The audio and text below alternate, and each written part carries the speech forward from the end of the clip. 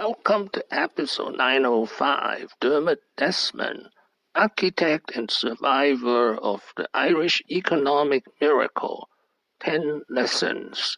This is an outline of episode 905. Lesson 1, lesson 5. This is lesson 6, lesson 10.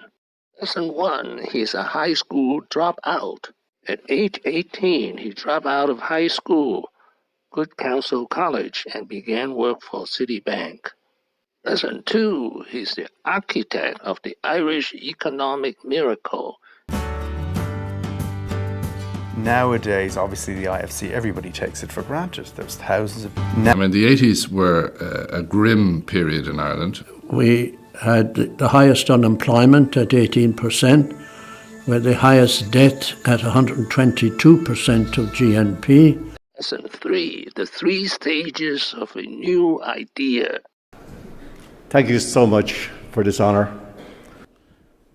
But as we all know, there are 3 stages of new ideas. First one is it can't be done. Second, it probably can be done, but it's not worth doing. And thirdly, I knew it was a good idea all along. Lesson 4, he is the survivor of the Irish economic bubble. Well, why is it important to be a survivor? We take a look from the most famous tears ever shed by a self-made billionaire, and that's Mr. Sean Quinn. Not only he cried, and his son also went to jail.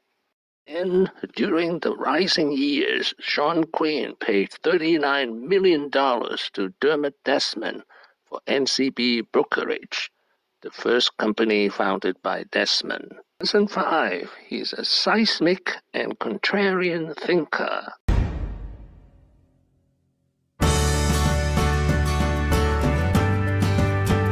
There are very few big bang initiatives, and what Dermot did in his whole idea was it was like seismic. Words come from Dennis O'Brien, an Irish self-made billionaire even richer than Dermot Desmond. Dermot has an amazing ability to convince other people that the most contrarian ideas. Lesson 6, he saw the real estate bubble coming. Property prices in Dublin were higher than equivalent property price, say, for example, in London. Or you could say the property price per square foot in New York. And you talk about 2 great cities in the world. Lesson 7, nobody said no during the bubble.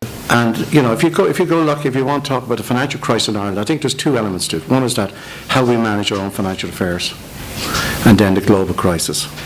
And how we manage our own financial affairs, I think it was, first of all, poor regulation from the regulator, poor supervision of planning by the Department of Finance, and poor management with some of the banks, because we saw this property bubble getting higher and higher, and being fueled by credit being provided by the banks, and really some people said put warnings out there, but nobody said stop.